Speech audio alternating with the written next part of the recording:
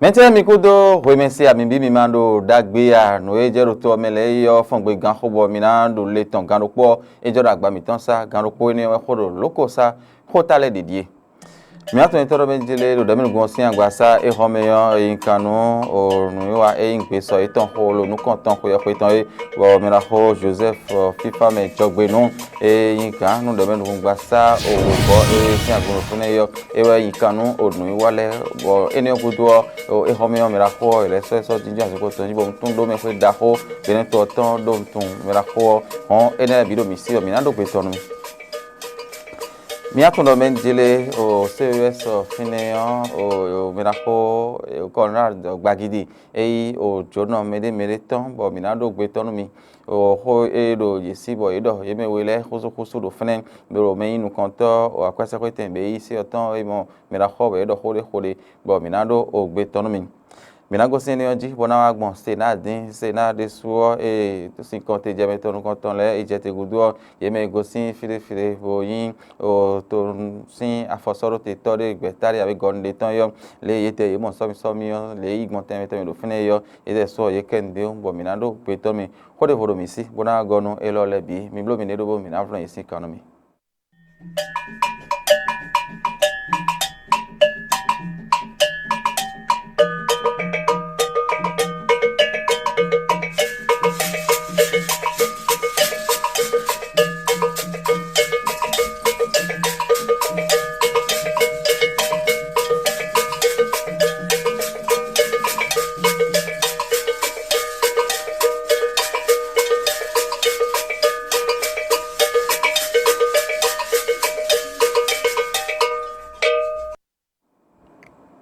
Mi bole kudo o remercier ale ko dogbonu me do bibenu nu wa eyeton yo titi me mi podo mejere de benu kun gbasa ewe mi na be sin do de benu kun gbasa fine e homeon e kanu ogbeso holo nu konton ko ye ko iton bo me da ho Joseph FIFA me jogbenu e o de benu kun kan e wa ikanu o nu mon konton mi atdo benjele nu ne ikana yo o mede timbo wa o de ton yeme yin o gande do alide ale no to mi ton fi yo ye wa Joseph FIFA me jogbenu e ikanu nu wale do fene e dogbe me bi hu dogbe beneto ro taje dogbe no romia de wara inu somi to ganton e mi blo wa idie wara itarata sin ye kame mojen Joseph ojogbenu on e ikanu nu wa e npe soro nu konton khulolo khoye kweton yo e dogbe me bi me o kan hoyin to ya me de menu ya me ko yin o de menu kun gbasa khokhora ida ile yo bi hu anu mon konton sin o doctor nundo mede timbo ko du kan do de nu gbasa frenda yi me gana le yo ye wa doctor nu ye me koko ne le de me gane do alide nu do to mi to file yo ye wa me wa nu ko sin don le e we de boa hon Joseph FIFA me dogberu e kan nu wa ho ito me fene yo e dogbe me bi bo dogbe ye bo ti me podo benjire pe so nu kan ton ko ye ko to holo e kana ide yo le azo gige timbo e so ro te bo na do sin do fene e na ken do ho gige o mo je na o dalo o to gan yo e ja yo frente de na si ho azoton ganji ho azorote on me bi hu na si ho hisala do bona blobo o benen to o po benen vile no e ba ire yesi yo e dan mi monto do o dagbeji Joseph jogbenu do ku osin ho e je mi na do no mi din Joseph jogbenu mi aton toro manjere e kanu gbe so ho lo no kan to ko ye ko ton do men kun gba sa godo yo onton do me kwe da ho benen to ton e don ton me da ho onton do me e no yoro o Grand Croix de l'ordre national we do fogbe me yo e si onton e we do o me da ho e homen on bo Maria Mchabi talata e yin o gabaro ga onu konton benen to ton boka yo ko yazado onton do me kwe da ho benen to ton we e we so onton yo bodo Joseph FIFA men jogbenu do ye jodon podo o to bi ku sinu kun on Joseph FIFA jogbenu dion e kanon gbe so nu konton ko ye ko ton lobo e ka les onde o bo ho na si ho do bo yi kan do asi bo jiju asin ko tonji bo be azon nu bo be sin egbe ta on le yo e do ho mon konton bo yi kan do fene lobo e ka les so tun da ho bi ne to ton bo so do o me da ho de bi kun gba sa fene do po je mi na no po e me na tin po do menjele e blo so mi do anu sun e mi do gudo wa yi yo o de me ndele tin bo ye te e do le mi kun si ho o gbe kan do azo mi tonu do de me kun sin agba sa fene o e so e ba yin de men nugbo lo ija fodo godo awodola bi o cha ne de otin no e Sadia Asuma e de so e ja fodo ogodo o meraho e man woro tako e yinga wo yagbaji ganu ho intoro pe rukundo o kwesi kan horo to mi to fi e de so e ja fodo godo le emi kumba bona no o de menu sin azinpo jio na flem po do benjere awodola bi o cha ne ko do Sadia Asuma po ganso ha wa tongo me ye de gosin on e de gbedi do mi kun si hono de menu gba sa wo bode o ye ton me ho poro ni ero fren yo e be gbo yi azinpo enele do ten to men do fene dion me amo o Idrisu Amadu Moramo Munifa Karim Tijani Boramo Isifu Bubaka on yeme enele na gbo yi azinpo do ten to metu hon home yo ezondeo bo so elo mo so dinjon azinpo ji hon Joseph Siswa mi jogbe no e dion au Grand Croix de l'ordre national ntundo me da ho eneo e be je asitan e be sin egbe dion me da ho din azinpo tonji alopa fo boran si fu gbe kando azotan no liengbe bo ho enele je mi si bo mi aleko anu mi titengbe bo ye le gbon do de benu gba sa na me sedo o matin le TV ton le do ayoji bo ho me do le gbon yo mi na du le ton nu wa mi ton e na si ho aje o fineme e na che mi na apade bo ho Minato intoro menjele no do mi do sena o matono somi e bloe o si konte jameton e ko yin o ninato a on no konton e na do fene yo mi anje ele ponjin sena si no konton saka o lafia e khoro fene yo e timi ko do menjele no gbo e somi e mi bloro be to mi fi yo e yin o we no hosin o ma yade devo yo be to mi ton e wona lo pa fo on sena o e gbon fi bo so gbedo ji bo ro gbedo to wi to sile bi ku yo do menjele e yo ni no me de khale ko yi po bo so ma do gba yo e je de su titengbe do le afo je me de hun ipa me ji do ndo e blogbon e khale do me jele mi ko su me ton do sunu me abi yon me bo so ma do gba le yo le e o me le nu e de khale yo e ja cho bo yon pon de su titengbe de ji de do mi pon sin ake aji ka i hu aji hu ho zete on ka gbon se po ji fi le bi hu yo do le yi ton po ye ipo gbon bo so ma do gba yo e yon de su titengbe de ji do nu bi to ye ime nubi do hui hweme nubi do fifa me de tin do e je me de su titingbo so to mi ton sun e khle do men jele to eno dukan to eno do to ho to mon bodo joho e do yin ro to mi ton fi yole e do ganji de jin hon e so ma do gba e ko ma kere e so do gba menji do ye de jidi de sian fo bode to mi ton no konton e jawe yo mi de so mi dalo de ben bo e na ndo dagbe jide jin hon afo e de yole e yon de so mi zonde o lobo di don ye do men jile o somi ene e bleu pa teme e wa boko sin fide le yo e kun ko bon bi yo lo do kan e ko ji yo e ko kije gba kan we owo mo o kuye dede jin be hen dion e la zondo ene lobo sin ko da ho le e mi hen e mi nana lo chobo e bleu ne gudu le sente lo gba sa e na wa hu de do bona na sin kon e do apa e ye ton ko yo bo ene yo e yin bo lobo dine o sena fene je mi karano sena fene je mi na do saka la fia wenwe e do ho enele gudu elevation deu bo de 50 le tombo mi ko do no mi lo bi na le ko aji do ko no mi do ma tin toro manjere o we bo e we yi so mi ko ya le mi ko ye mo gbon we yo saka la fia e do so gbeji do menjele nu gbo e me ze wele boy benevi boy so ma do gba ro fo do gbe le do son si azan we go mi do gudo wa ye yo le do gbeto kan ko ji o gbeto o kande a foto no kun aton jeji e we so ma do gba deji e ka pon kaka le me we yi me sa do ji o do to gan ba wa na du we deji do apa we de le ko yo le e ma mi mo wada yi talata bona mo hun pe podo hun wa no po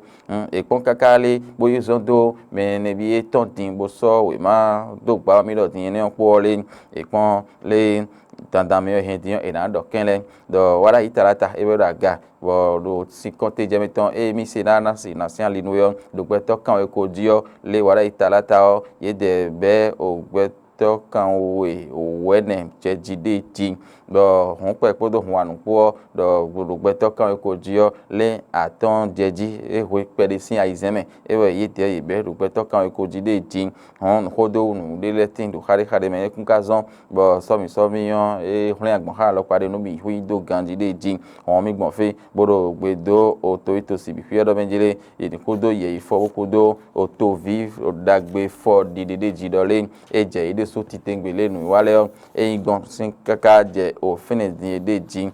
émission de bodogbe nu podonzo atole bodogbe nu to sele mi to gbe dun to vi adomana lo ani ulei me ko vedo ndo so sin ti to ben leo e mi dogbe bi hui de jido de nu wale ingbon yo ko ton e mi do khane hon eni ogudo dion sin konte je metan mi le mina hon mina so e po so sedo o sin do sin agba sa iropo weyin me si ho do zo gbe sin kon ele ji de ji hon gba teme ko kije we ma teme ji zondo bo si khona sin kon eni on mi te je ton yo sente do gbasa e wa dan do tin bodo ozogbeji hon media mi segbon de ro fi yo mi na leko wa bona le voa timenu do poropo mi tonle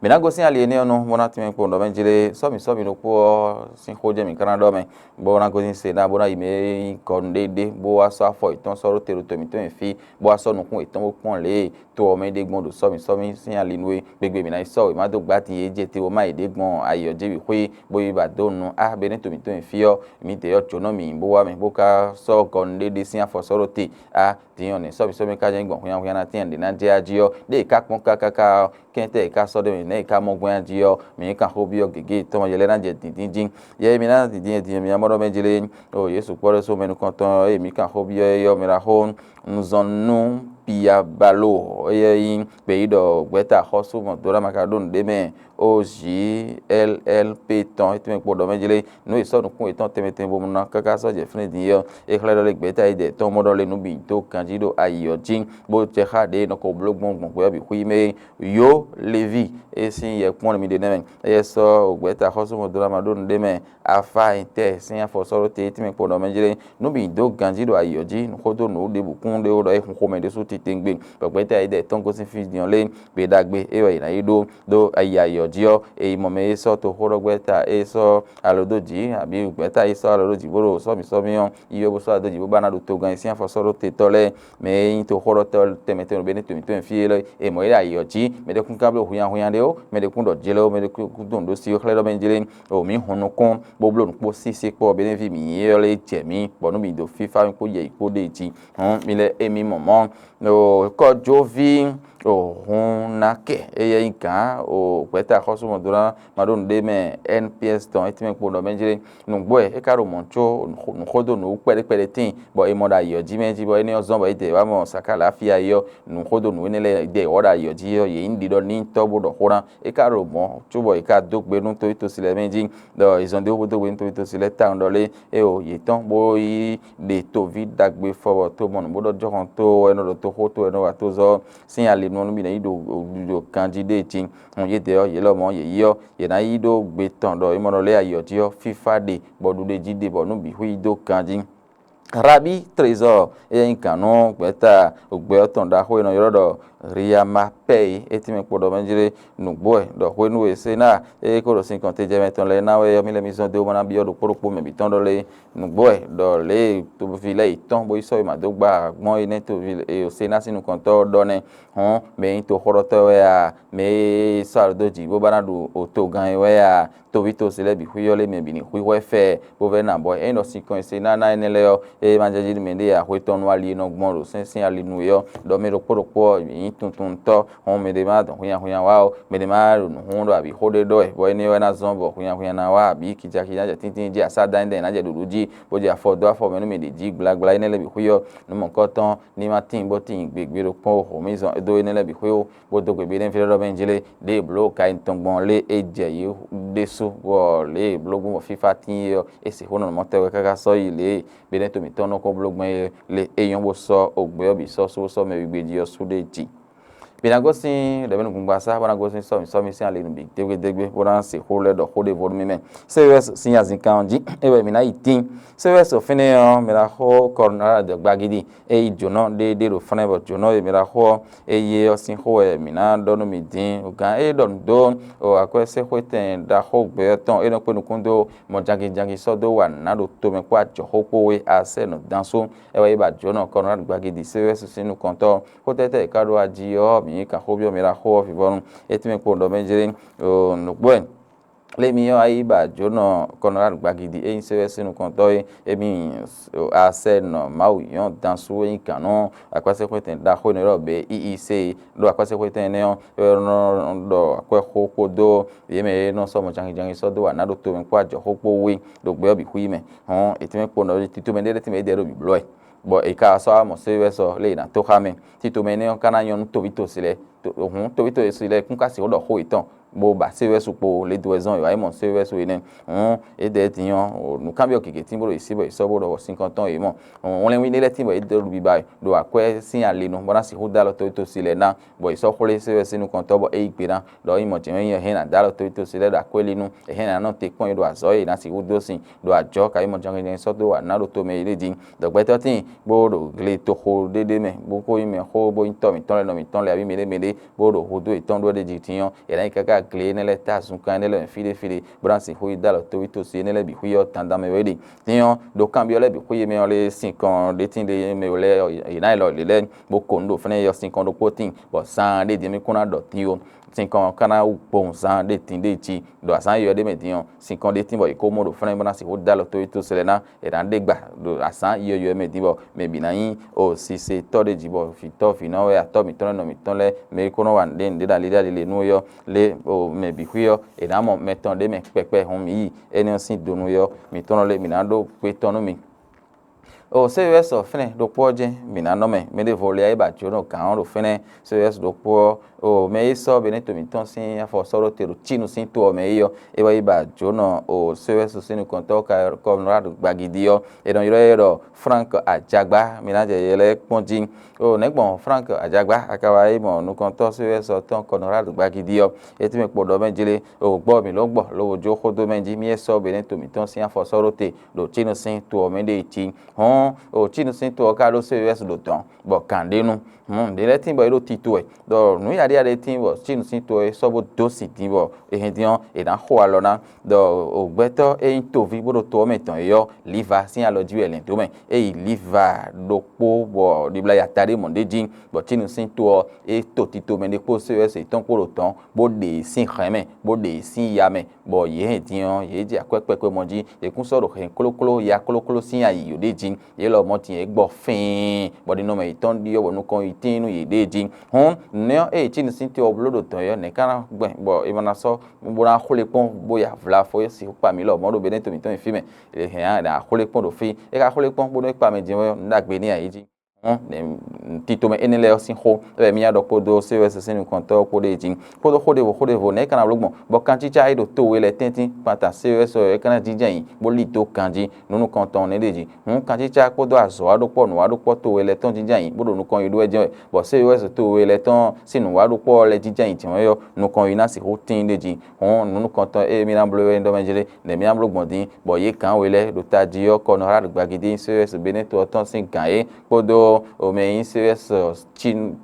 to sin gan ko e na mo ide bona do ko fuzu tito me ko le yo e na je biblo ji khla e wan o nu emi anu kun do to vi do to me e do na vo bo ni no meton e do ran yon bo e do ran gbo fin e na zon bo FIFA ran de ji do o ko fa bo nu klefa na gbe de te ka hu mo anjin ho e do fin ko sin le yo de sin o sin konen bo mi se yo mi to entono menjele mi lo mo mi kuna o we se gbe de pon